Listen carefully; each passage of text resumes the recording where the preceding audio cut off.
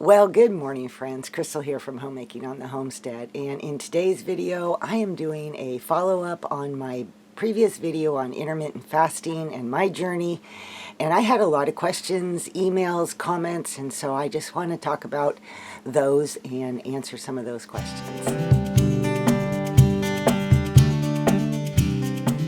So as I get started here, I just want to, clarify, I am not a doctor. I do not have all the answers. I do not have the exact scientific definition for all of these things that I'm going to talk about today. I have studied a lot of it. I have a general knowledge, but mainly what I am doing is just sharing my journey to better health and weight loss and why I think it's just so amazing, and answer those questions and comments that came in. If you did not see my original video on intermittent fasting, I'm going to link it up here and in the description box below so that you can go and see that. Now, I have had it's been about 14 months now that I have been intermittent fasting, and I absolutely love it, and I have gotten so many health issues resolved, which I talked about in my last video. I have lost weight. I don't weigh on a scale, but I've dropped, clothing sizes, and my clothes just generally fit better. And so it's, I've obviously lost weight. And there are a lot of reasons why I don't weigh myself, and I talked about that in the previous video.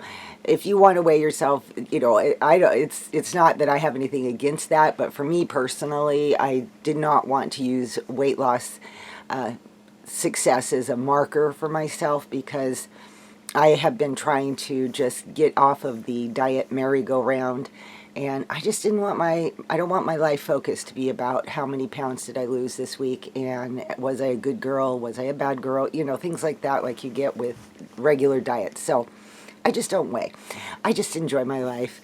And anyway, let's talk about some of the things that people brought up in the comments and those questions. Number one, one big topic that came up was the topic of autophagy.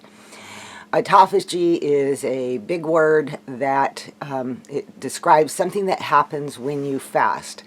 So when you go through the process of fasting, your body takes old, damaged cells and it actually recycles them. It upcycles them and turns them into brand new cells that are used as building blocks for better health, to fix things and repair things.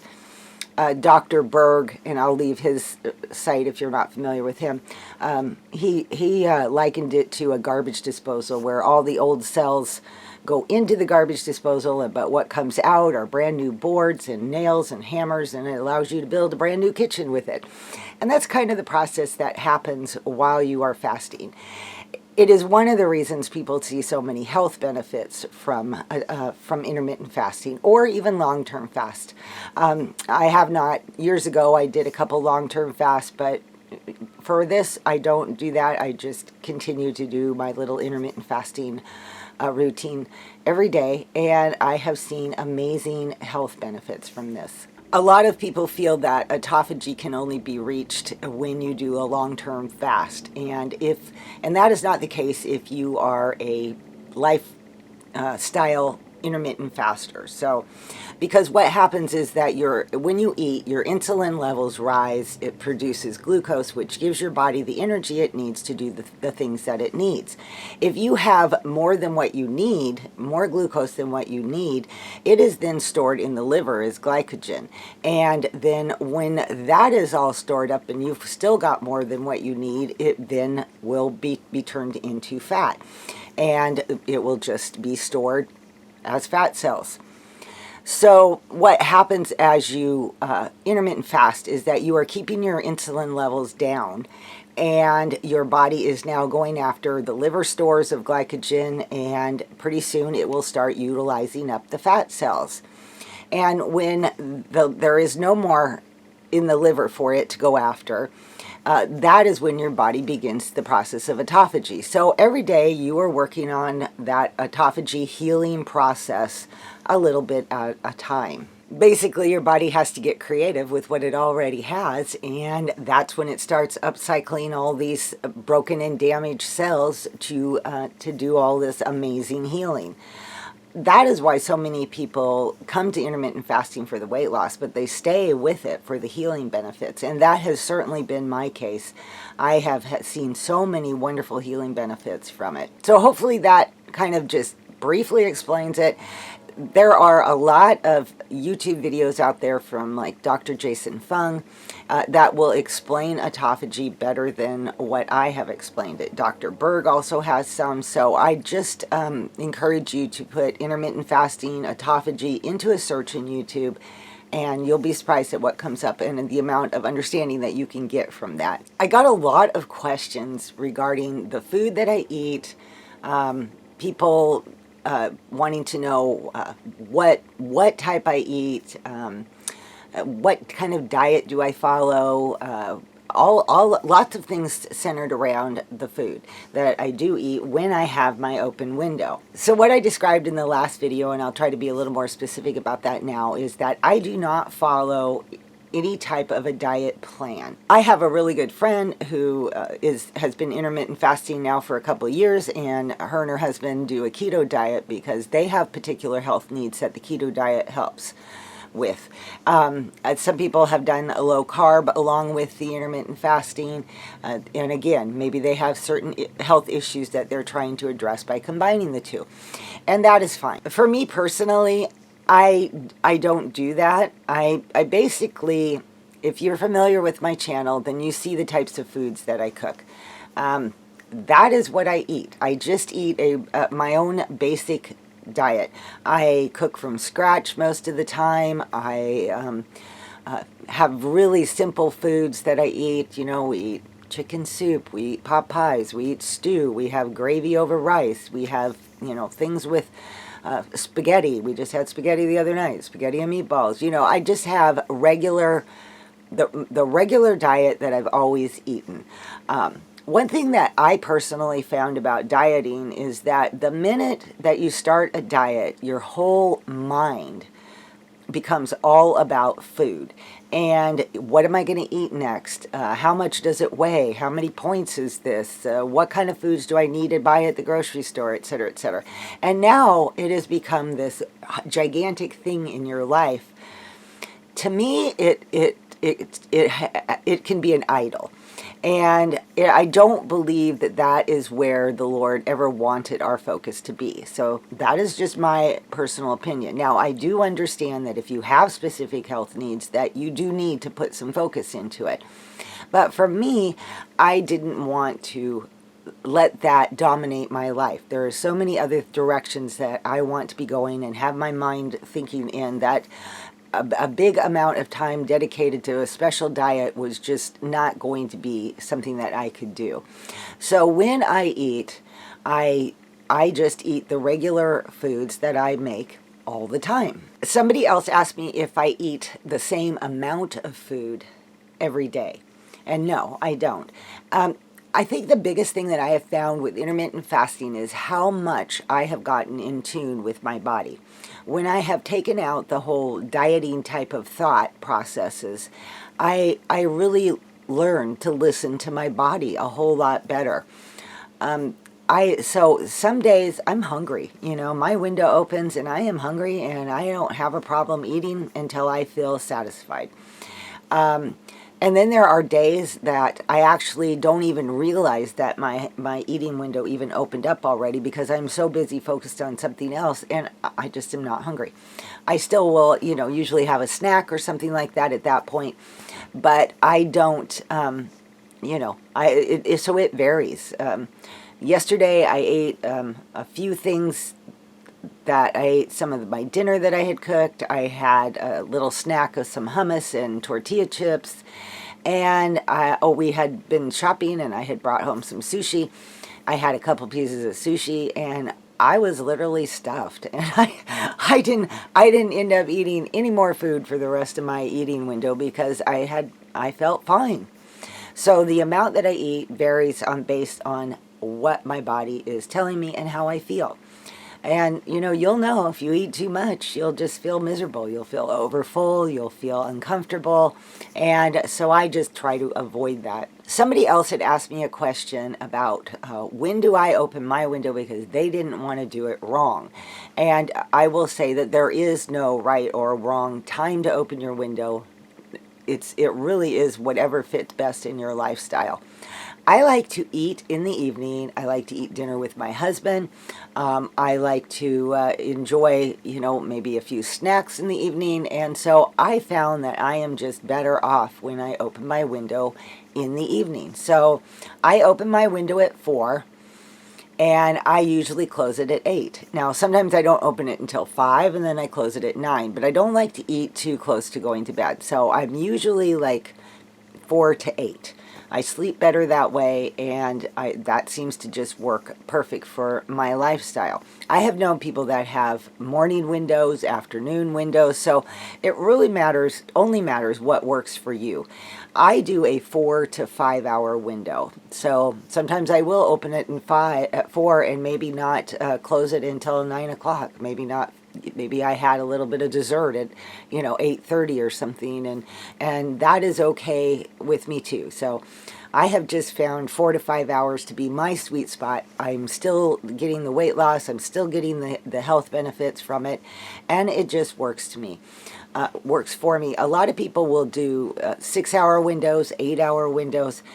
Basically, wherever you land and you are seeing results, if that is working for you, then you've found your sweet spot. So there is no right time or right amount of window time for each person. The main thing that I want to emphasize about diet and the foods that we eat is that I don't believe personally that there is any one right diet for everyone. The foods that you eat and the foods that your body needs, they're going to be different for me than they're going to be for you. We all know, I think, if you've been, in the diet realm for any length of time, you know what foods make you feel better and what foods just leave you feeling bloated and, uncomfortable. I think that's the cue that your body's talking to you. And so, like my body, for instance, does better with a higher protein diet. So I tend to, when I do open my window, I tend to try to focus on higher protein foods. We all are individuals. We all need to learn to listen to our body and to feed our body the foods that make us feel the best. Somebody else made a comment about that and said, well, nutrition matters too. And yes, of course it does. But I already know that. And the whole point is that nobody who's truly interested in their health and their weight loss, I think, is going to spend their open window eating a lot of junk food.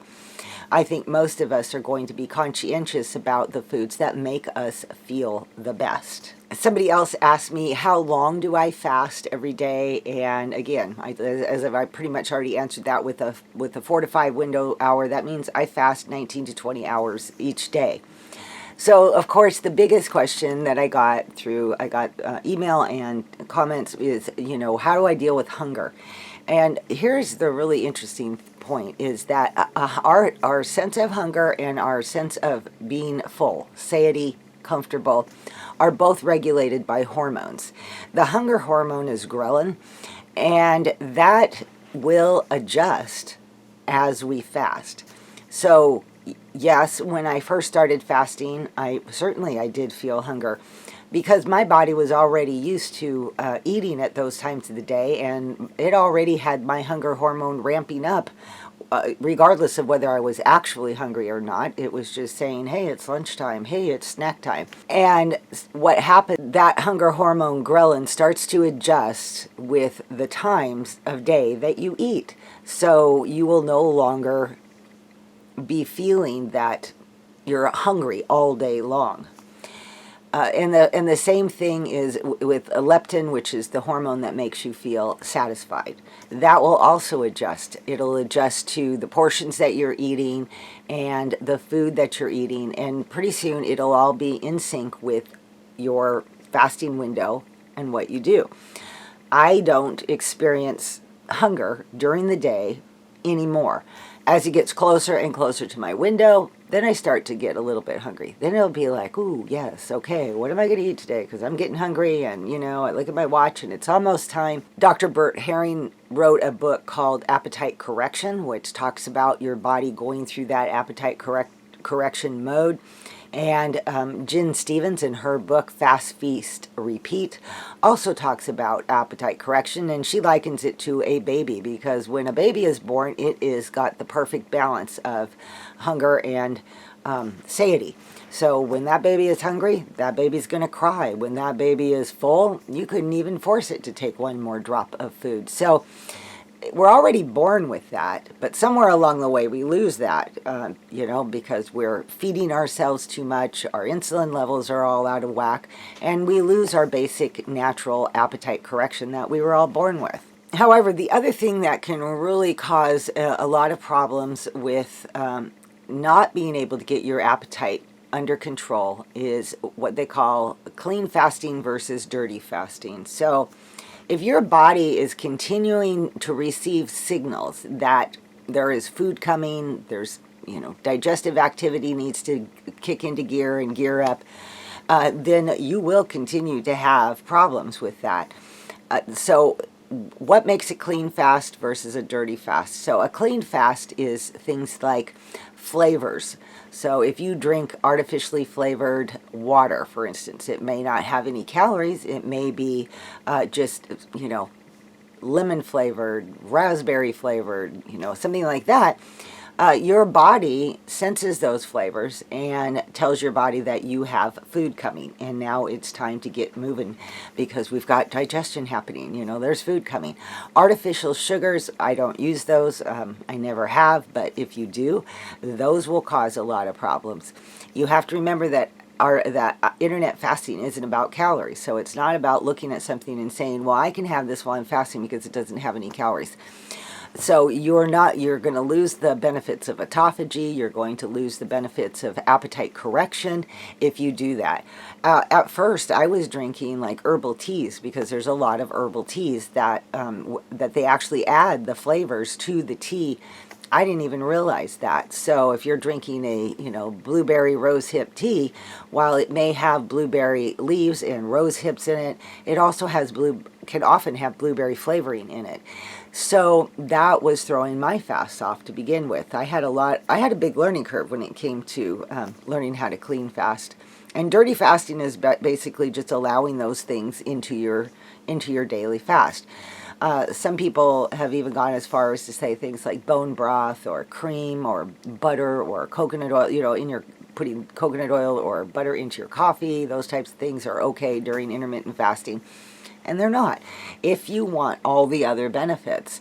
And that is the only way that you're going to actually see the healing, in my opinion, from what I've read and what I've researched. That's the only way you're going to see the healing is if you do a clean fast.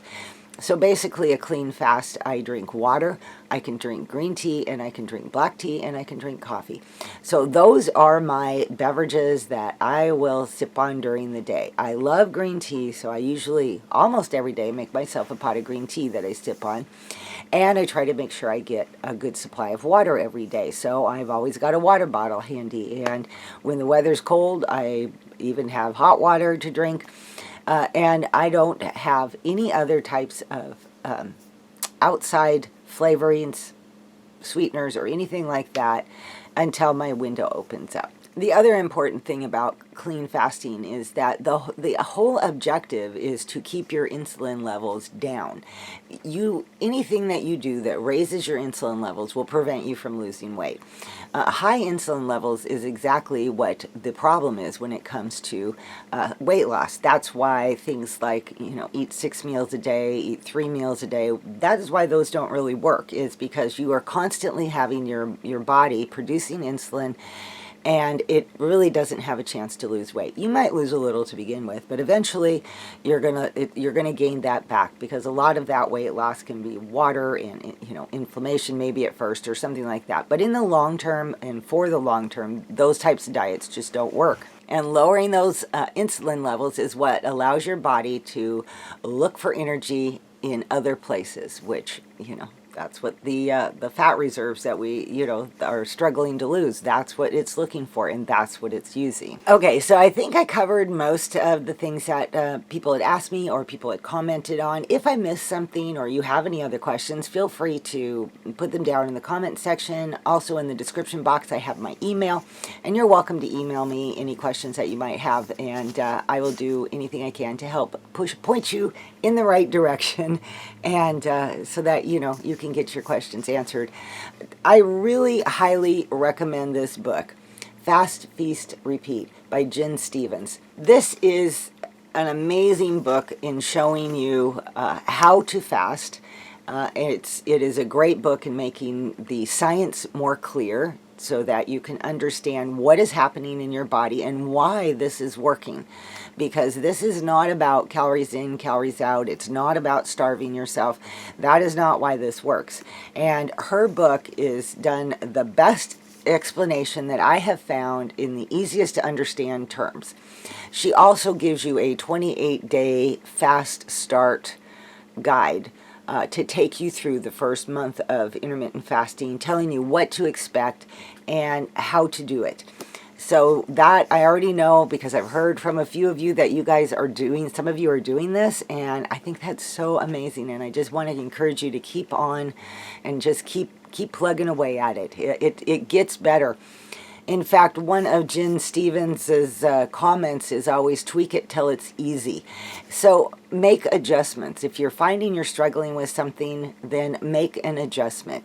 Maybe it's the food you need to make an adjustment with. Maybe it's the eating window time you need to make an adjustment. Slowly work your way into it, and just do it until it's effortless for you.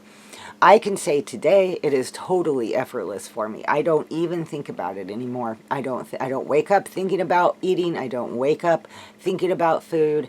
I wake up thinking about my day and what I got to accomplish that day. Nothing, but it doesn't relate to food. So because I'm not dealing with any more issues related to that. So you do work through those. So if you have started this, especially after watching my last video, a lot of you said that this is what you were going to do. You were going to start doing this, and you find yourself at any point having struggles, just remember that it does get better, and it does get more doable. It gets very doable. And if you have any questions, any of you that started this, whether you told me or not, but if you have any questions, let me know, because like I said, I would like to encourage everybody that wants to do this to give it a try and to have success at it. Jen Stevens also has a podcast, so wherever you listen to your podcast, I'm sure you can just put her name in there and see what her Intermittent Fasting Stories is the name of her podcast. So that's super encouraging, because you hear people that have been doing intermittent fasting for a long time, and they have some amazing stories to tell. So if you're looking for an encouragement boost at any point, I definitely recommend you check out her podcast.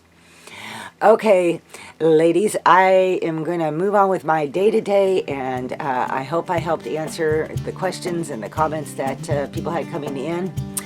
And I hope you all have an awesome and amazing day. And I will see you all in my next video. Bye-bye.